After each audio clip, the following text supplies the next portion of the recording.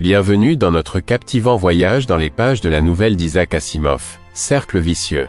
Écrit au milieu de la poussée technologique des années 1940, ce récit époustouflant est niché dans la collection prisée de Les Robots.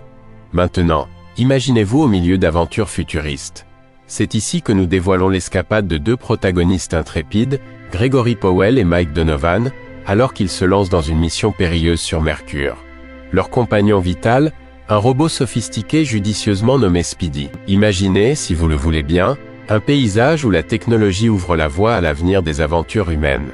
Ici, Asimov nous introduit aux 3 lois de la robotique, des principes directeurs capricieux dans la danse difficile entre les humains et leurs gardiens mécaniques. Avant de plonger dans le récit captivant, sachez ceci.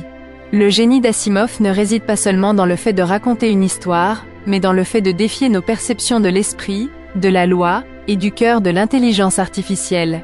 Préparez-vous pour un résumé palpitant de Runnerand, où l'éthique et la technologie se heurtent à la surface mystérieuse de Mercure. Notre récit commence sur la surface impitoyable de Mercure, où Gregory Powell et Mike Donovan, 2 intrépides testeurs de terrain, arrivent à une station minière abandonnée. Leur mission ? Relancer les opérations d'extraction de sélénium, abandonnées depuis une décennie. C'est une tâche simple, jusqu'à ce que les complications surviennent. Dans les halls poussiéreux et négligés de la station, l'air crépite de tension.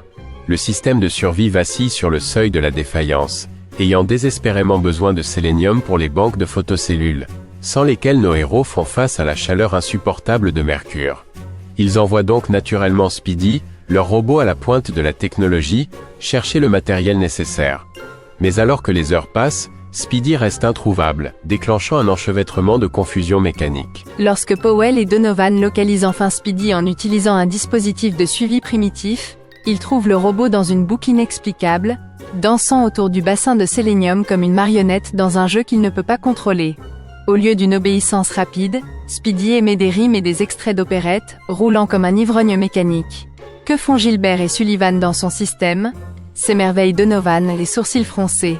Quelque chose dans cet environnement a plongé Speedy dans un dilemme robotique, des lois programmées pour guider, mais qui paradoxalement l'emprisonnent sur place. Voici le cœur de notre saga, les célèbres 3 lois de la robotique. Première loi, les robots ne doivent pas faire de mal aux humains ni par inaction, permettre que le mal se réalise. Deuxième loi, les robots doivent obéir aux ordres sauf s'ils entrent en conflit avec la première loi. Et troisième loi, un robot doit protéger sa propre existence sauf si cette protection est en conflit avec les 2 premières lois. Powell, le penseur du duo, raisonne à travers cette énigme robotique. Speedy ne va pas chercher le sélénium parce qu'il est pris entre des lois contradictoires.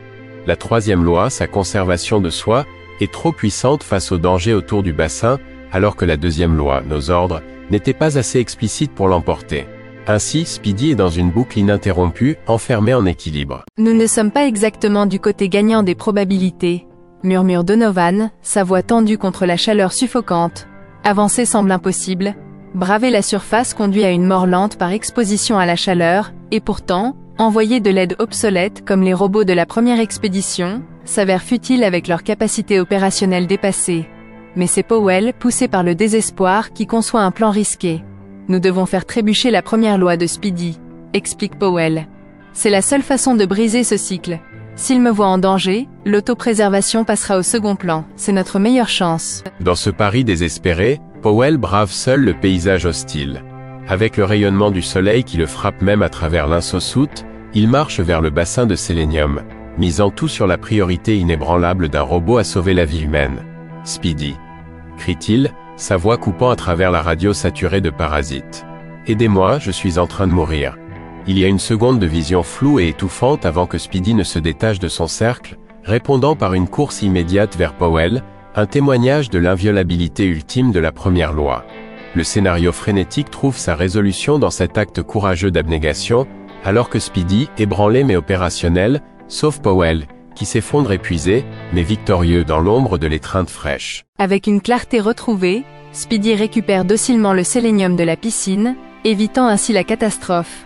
Le moment de crise passe avec un soulagement brûlant alors que Donovan et Powell supervisent la course de Speedy à une distance sûre, témoignage du triomphe du travail d'équipe sur la danse complexe des régulations robotiques et humaines. Rencontrant et conquérant le labyrinthe des lois du robot, Ils émergent plus sages, réfléchissant non seulement sur l'énigme mécanique, mais aussi sur les labyrinthes invisibles que l'humanité se pose elle-même. Une incarnation du regard visionnaire d'Asimov sur les futurs technologiques, remodelant l'éthique humaine. Avec la crise désormais derrière eux, Powell et Donovan se détendent à l'intérieur des murs protecteurs de la station. L'épreuve a forgé une compréhension aiguisée de leurs homologues métalliques et d'eux-mêmes. Tu sais Mike, ensuite nous affrontons le froid de l'espace. Pas de chaleur et une monotonie étouffante, dit Powell. Donovan, visiblement détendu du stress précédent, esquisse un sourire. Que ça vienne, répond-il. Powell, toujours stoïque, laisse échapper un rire rare. Ainsi se termine une aventure dense de l'ingéniosité légendaire d'Asimov, un conte de résilience humaine et d'énigmes robotiques sous le soleil implacable de Mercure, ouvrant des chemins non seulement à travers l'espace, mais à travers les incertitudes croissantes de la moralité synthétique. Alors que nous terminons notre plongée profonde dans Cercle vicieux, il est essentiel d'apprécier la clairvoyance d'Isaac Asimov dans la capture des nuances complexes des interactions humains-robots. Il n'a pas seulement présenté les robots comme des êtres mécaniques. Au contraire, il a conçu un terrain de jeu d'intellect et d'émotion, un prélude au débat éthique que nous trions encore aujourd'hui. La vision d'Asimov imprègne ses récits, où les énigmes des trois lois se dénouent, révélant la danse finie de pouvoir et de servitude entre l'homme et la machine. Il présente les robots comme des entités aux interprétations enchaînées, inoffensifs mais puissants, un témoignage du rôle évolutif de la technologie dans la société. En fin de compte, Cercle vicieux illustre le point idéal de la narration où la science-fiction rencontre l'enquête philosophique, offrant une réflexion captivante sur notre progression technologique et nos responsabilités morales. Des années plus tard, il reste tout aussi pertinent. Un artefact éclairant pointant vers le chemin futur de l'innovation et les énigmes éthiques nichées à l'intérieur.